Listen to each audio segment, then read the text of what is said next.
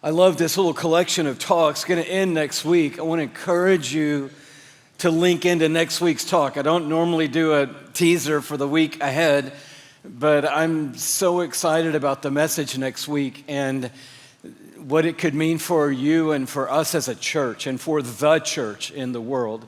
But today we're looking at CIMEDNAP, CIMEDNAP. If you weren't here last week, you're like, that's a crazy title for a collection of talks. It is. CIMEDNAP is simply pandemic spelled backwards. And what we're wanting to do in this little collection is to remember that God restores. And I know last week we talked about how, a lot of people are thinking, hey, why do we want to go back to 2020 and the pandemic era? Let's just move on. We've made it. Let's just move on. And we talked last week that we want to go back because a lot of times in life, you have to go back before you can go forward. We also talked about how last week we want to go back because we want to be reminded that God has brought us through. But another reason why we want to go back is because a lot of people are still stuck there and we care. Jesus left the 99 for the one. And as I've been researching and just looking into the after effects of the pandemic on the world and on Americans in particular, there are a lot of people still stuck in the pandemic. They had a situation that didn't change. Now, I know, there's all kind of people who had all kind of experiences in the pandemic. There's one guy I know, in his particular business, in the pandemic boomed. I'm talking exploded. So much so that he and his wife went to the Bahamas and spent most all of 2020 in the Bahamas, sailing around, booming business. Came back after that and bought a new dream home. Welcome to 2020. Yeah, it was incredible. How do you like our tan? But then there was also Bob Dragoo. He was our lifelong friend, was living at his family's house the summer that Shelley and I got married, was a board member of Passion, Inc., and died of COVID. And in the midst of all of the crazy that was 2020, I was a part of that celebration of life. There was also a healthcare worker who's a friend of mine, and because of the need and one of the spikes, he was traveling to another city, to another hospital that was doing specialized COVID treatments, and he was going when work ended on Friday, flying there, basically working straight through the weekend, flying back to work on Monday. That's a healthcare worker that's taking care of people.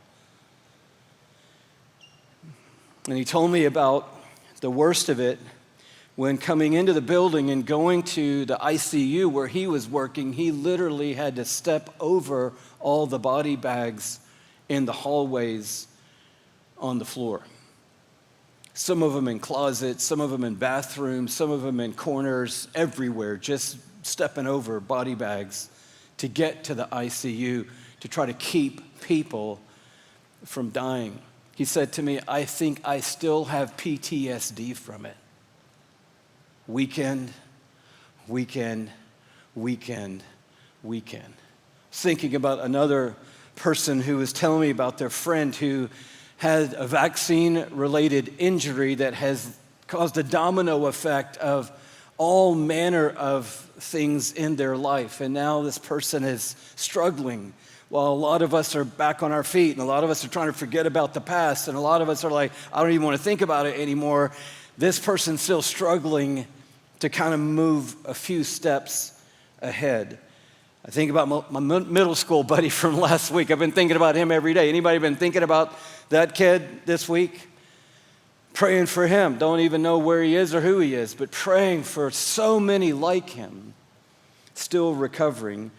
And then I read this article this week, and I know this is all very happy and celebratory, and we'll have a big cookout and fireworks at the end of it because, man, the mood is just so strong.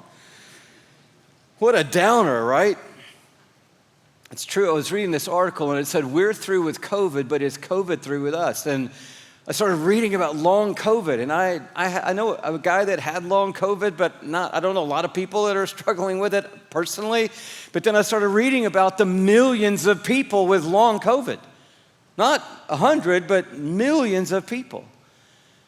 And I'm thinking about all these families that are impacted. I got my numbers a little off last week, but I said that there were 6.9 million people in America that died. That's 6.9 million people in the world that died. 1.1 million people in America. And, people say, well, we don't really know what the numbers are. Yeah, we really don't know what the exact numbers are, but the numbers are big.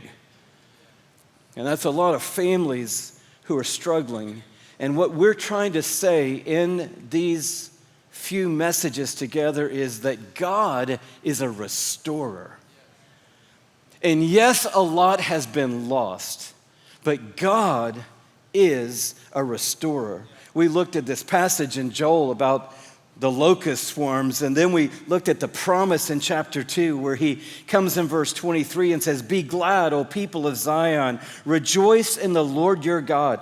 For he has given you the autumn rains in righteousness. He sends you abundant showers, both autumn and spring rains as before. The threshing floors will be filled with grain. The vats will overflow with new wine and oil." This is God who is a restorer. And your situation today may not be pandemic related, or maybe it was impacted in some way, but maybe it's a relationship thing that you're going through, or a season of life for you that's been incredibly challenging, or an illness or some sickness that's not related to the pandemic, or maybe there's been a fracture of a friendship, or maybe there has been a job change or some other loss in your life. I'm telling you, what God is wanting to say today is, the situation is real and the loss is real, but God is a restorer.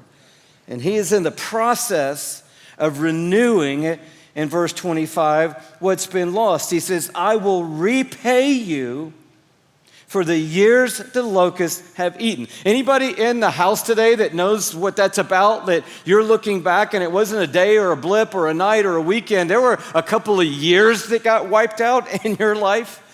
Well, God is saying, I can repay you for the years the locusts have eaten. If you turn to me, the middle of chapter 2, and return to me, I can restore. Not give back the years the locusts were eaten as if they're never were gone and now everything's back. No, I can't in some ways do that. But what I can do is repay you for what was lost.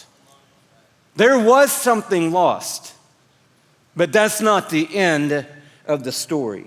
I will repay you for the years the locusts have eaten, the great locust and the young locust, the other locusts and the locust swarm, my great army that I sent among you. And you will have plenty to eat until you are full, and you will praise the name of the Lord your God, who has worked wonders for you. This is your future.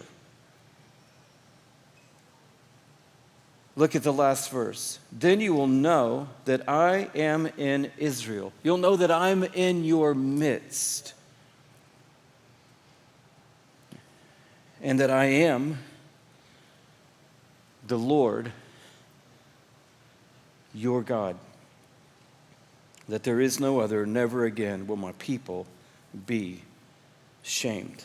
Not going back and saying nothing was lost, and maybe in some cases not being able to return what was lost. But I will repay you for the years that were lost.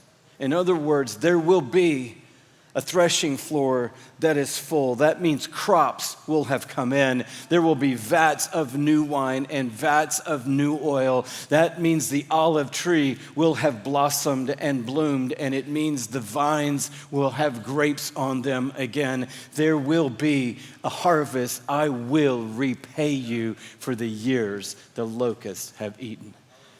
all through this text, I was thinking about Lazarus. We talked a little bit about that story last week, and everybody knows the story of Lazarus, and it seems kind of crazy to go back to it, but there's all kind of things in the story of Lazarus that we really don't think about, and I'd love to take us back there today because I really believe that Jesus wants to leave the 99 and go to the one today, and I really think he wants to call all of us, even my Bahama friend, into the story today, because Bahama friend's still doing great, business still great, house is still great.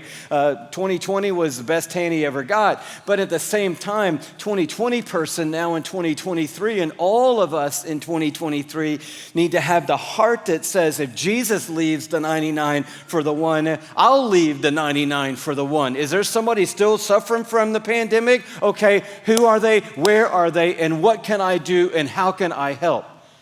Jesus would leave the 99. So I want to make sure that we have the heart today that will do that as well. Lazarus' story is interesting. I'd love us just to read it if that's okay.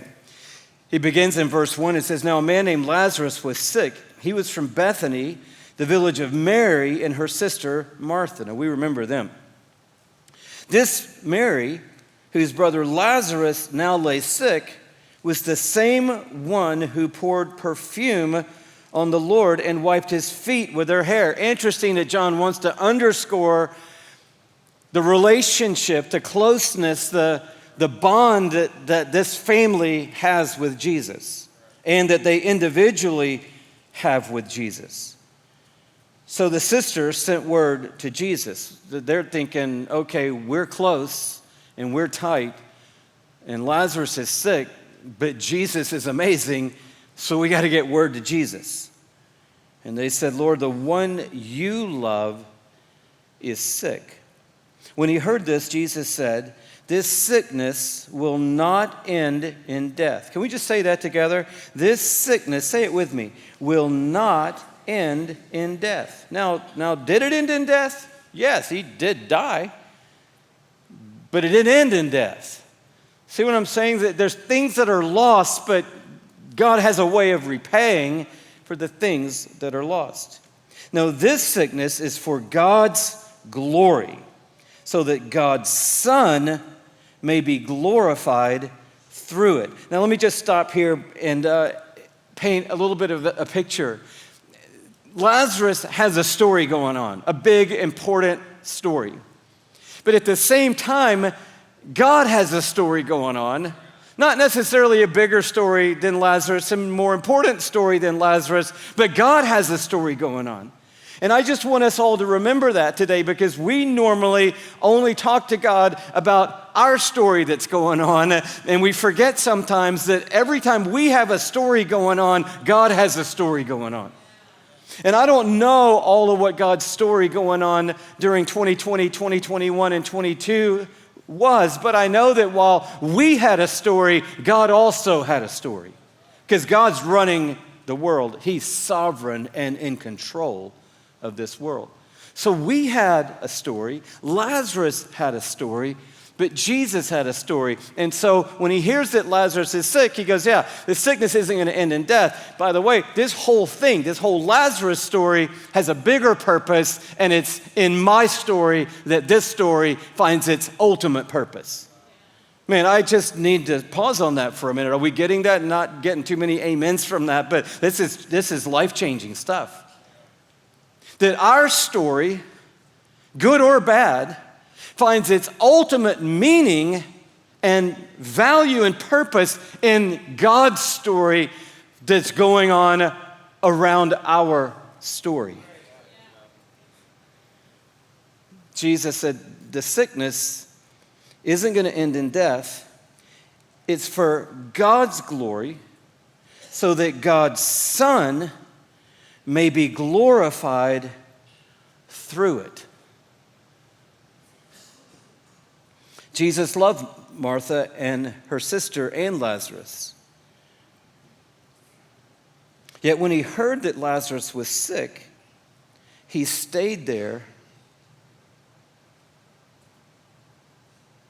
where he was for 2 more days. This is not what they were hoping for. And then he said to his disciples, let us go back to Judea. And there were threats against Jesus in Judea, so his disciples remind him of that, and he answers them. And then look in verse 11. After he said this, he went on to tell them, our friend Lazarus has fallen asleep, but I'm going there to wake him up. And you're like, yes, I knew it. He wasn't really dead. He just kind of was sleeping in the tomb the whole time. And his disciples replied, Lord, if he sleeps, he'll get better. And Jesus had been speaking of his death, but his disciples thought he meant natural sleep. So he told them plainly, Lazarus is dead. Can you imagine being Jesus, the Son of God, in a human body and dealing with these guys? And for your sake, I'm glad I was not there. This is not what we want to hear. So that you may believe. But let us go to him. So we got a guy now who's dead. And Jesus said, and I'm good with that. Because there's another story happening here. Stay with me, he said. Let's go. So they go. On his arrival, Jesus found that Lazarus had already been in the tomb for 4 days. Bethany was less than 2 miles from Jerusalem, and many Jews had come to Martha and Mary to comfort them in the loss of their brother. When Martha heard that Jesus was coming, she went out to meet him, but Mary stayed home. I'd already sent a message specifically and particularly, and now it's a couple days later. I'll let you go out and meet him. And Martha came to him, and she said, Lord, if you had been here, my brother would not have died.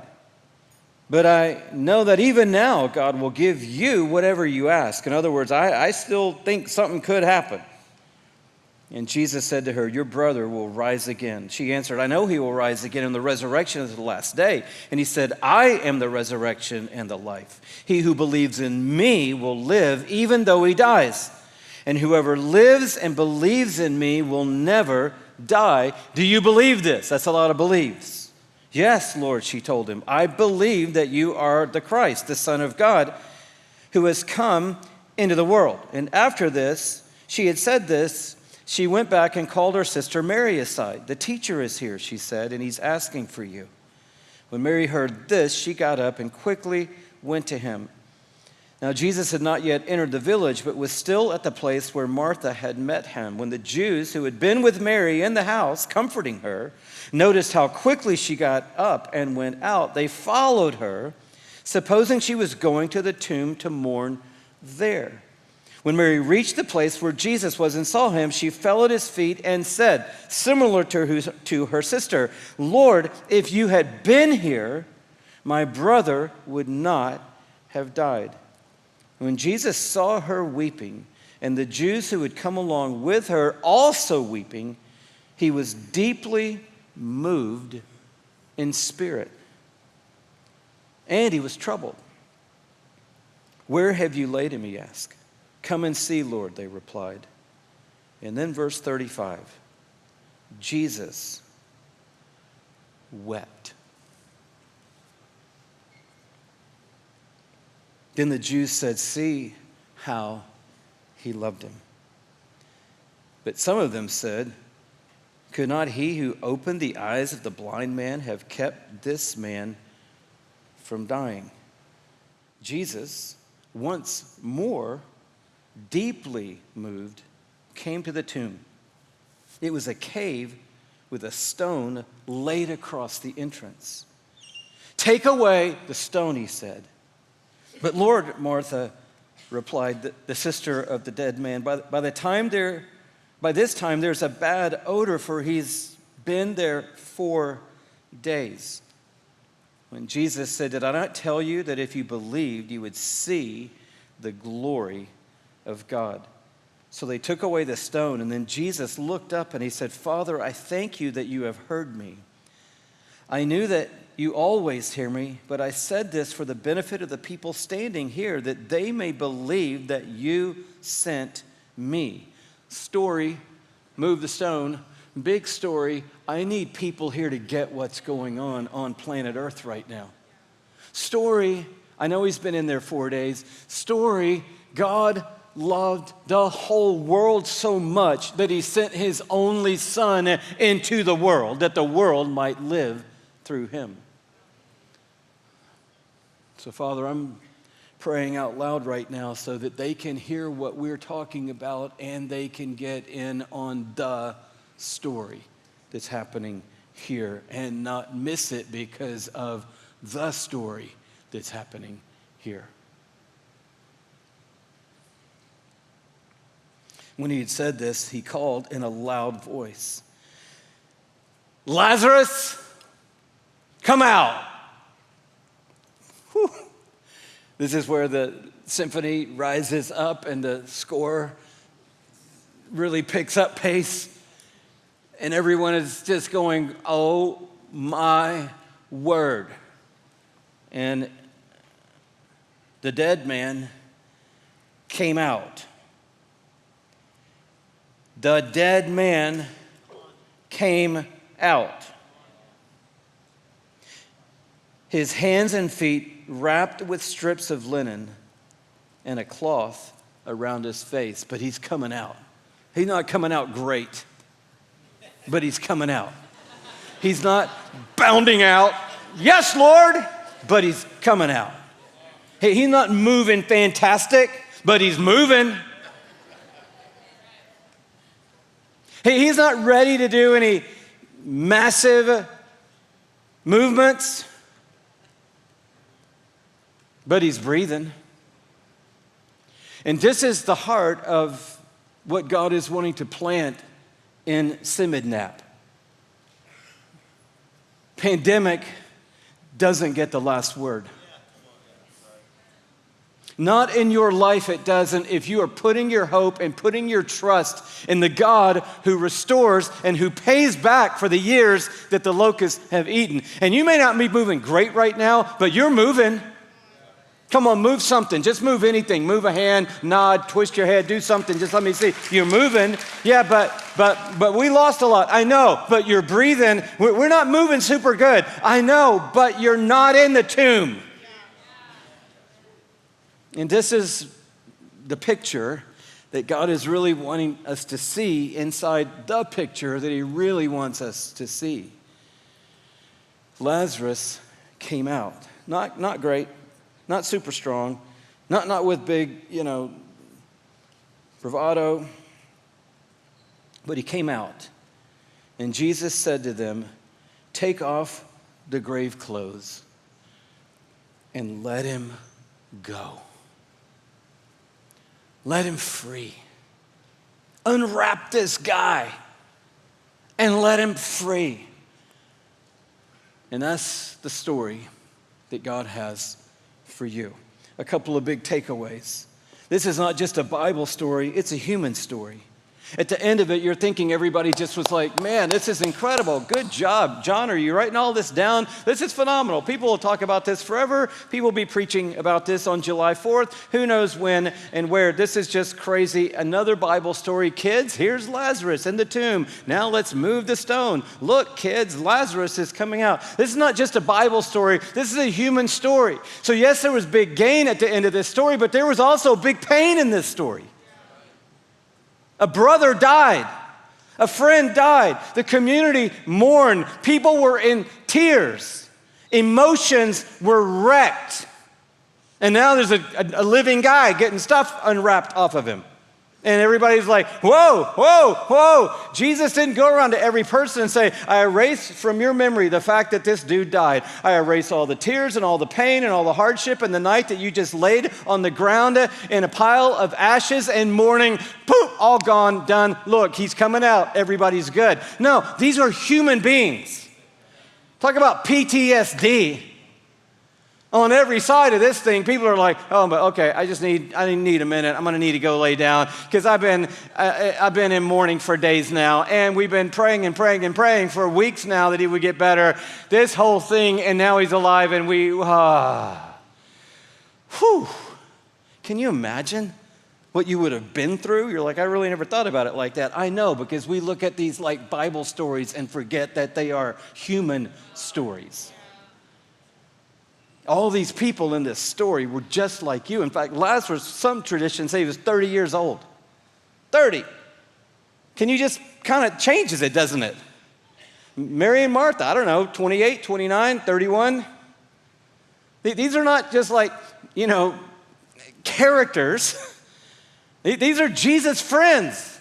This was a youth movement by and large. Jesus was 30. Him and Lazarus both 30 years old. They're not supposed to be dying. But Lazarus did die, and Jesus is about to die. This is a human story. So inside your story, I know there's a lot of humanity, and God is like, I get it. I get it. I understand it. I'm in it with you.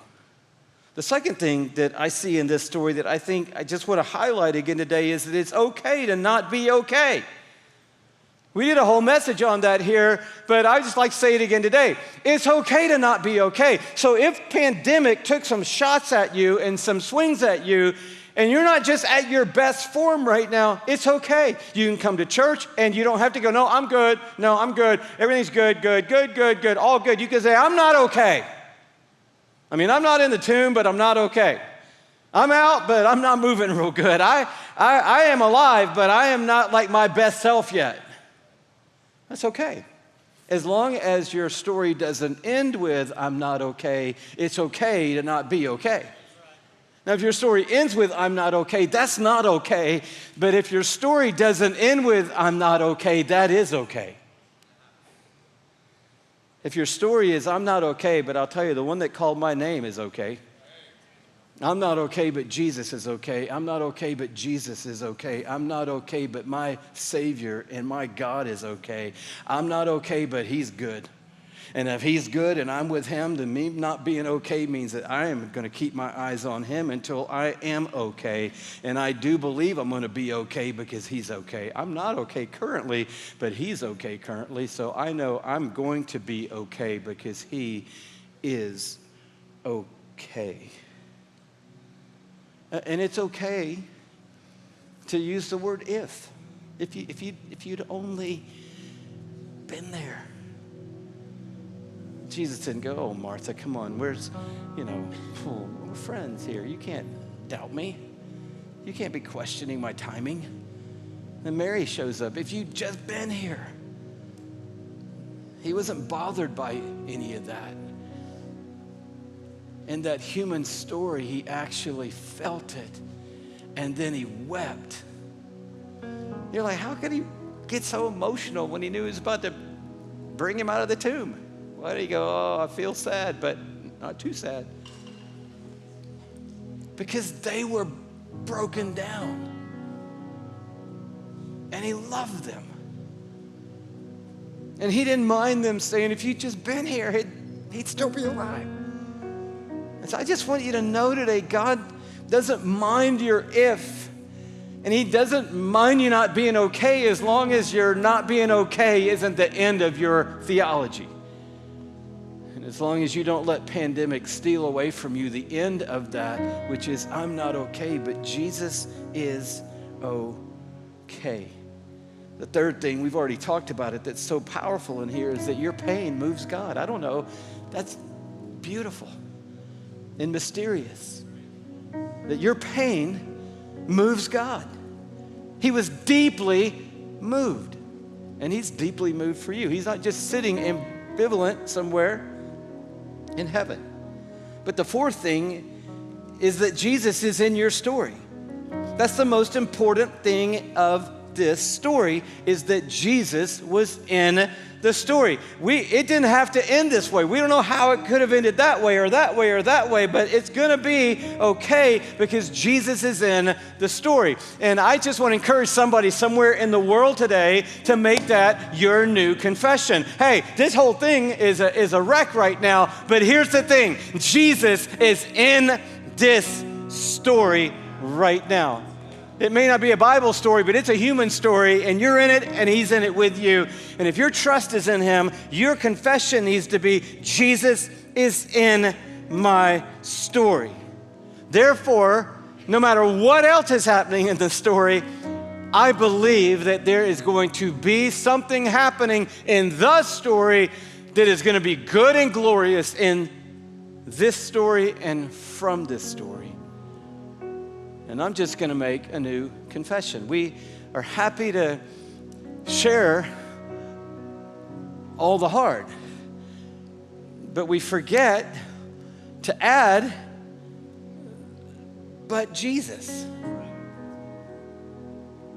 Jesus is in my story. Not a story, my story, right now in my story.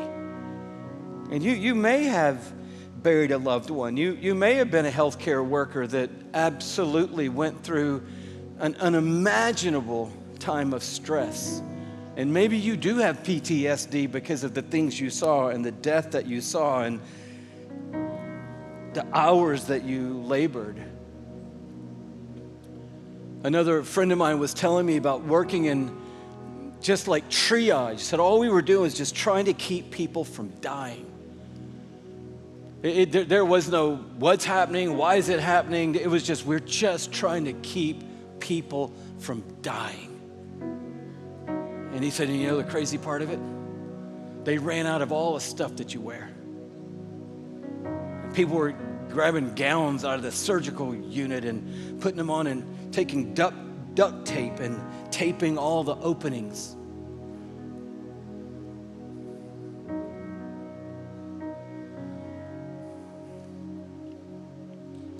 Imagine that you're that person. You're not just moving on. Or imagine that you are that middle school kid or a friend who has a vaccine-related injury that's caused a lot of dominoes to go over. There is long COVID, or there is long relational friction or family friction, or there was job loss or some other loss. All that's real.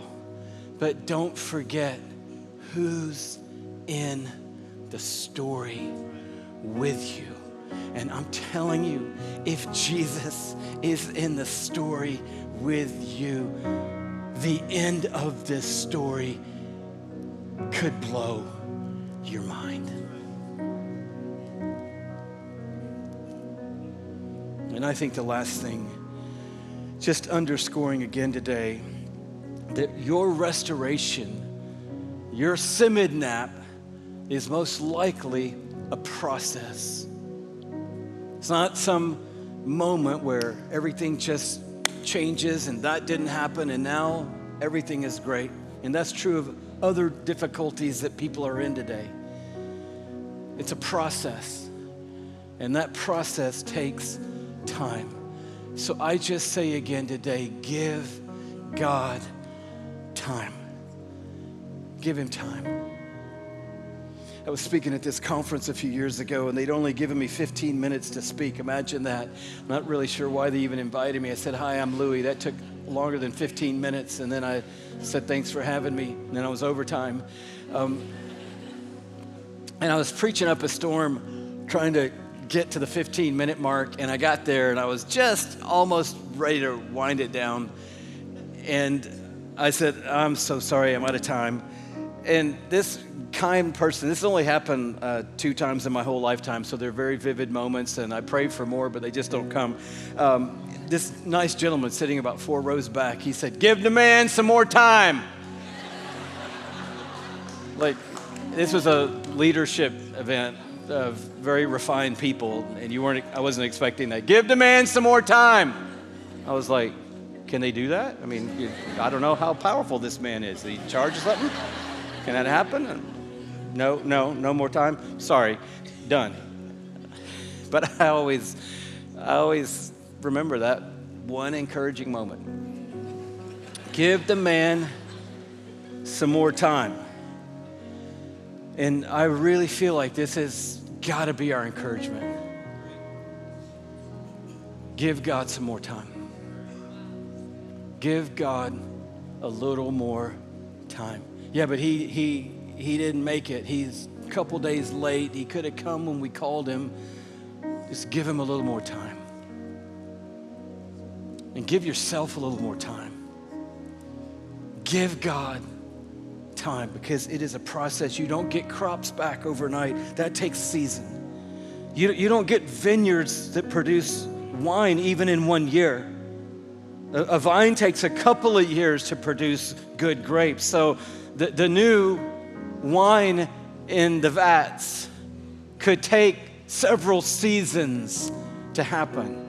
But take joy that the vine is growing. Take joy that there's a leaf on the vine. Take joy that the roots seem to be going in okay. Take joy that a vat maker is at work making a new vat. Take joy that the process is happening. Take joy that we're now in the season. We saw the first little grape. Isn't that amazing? Can't do anything with it, but it's cute. Take joy in the fact that little bitty things are happening, and rejoice in the little things, knowing that God's doing a bigger thing. And ask him that today. Say, God, I'm telling you, this is a mess. You got to redeem it. This is a mess. You better be using it. I'm trusting that you're using it. This is a wreck right now. So I'm trusting, God, that the wreck of this is going to produce some kind of glory for you in this. And then I'm going to look back at this and go, this was awful. My brother died, was raised from the dead. But footnote real fast, and I need somebody to say, give the man just a little more time. Thank you. Can somebody, anybody just, thank you. This guy right here. Listen, Lazarus, right, gets raised from the dead out of the tomb. What do you think happened after that? I don't know. Well, not long after that, they had a dinner in Jesus' honor back in Bethany, right before Jesus died on the cross, and Lazarus was there. And it says at the end of this story, by the way, that a lot of people put their faith in Jesus when Lazarus came out of the tomb. Not everybody. Because there's always a couple. I don't know. Looks like he's alive. But you know, I don't know.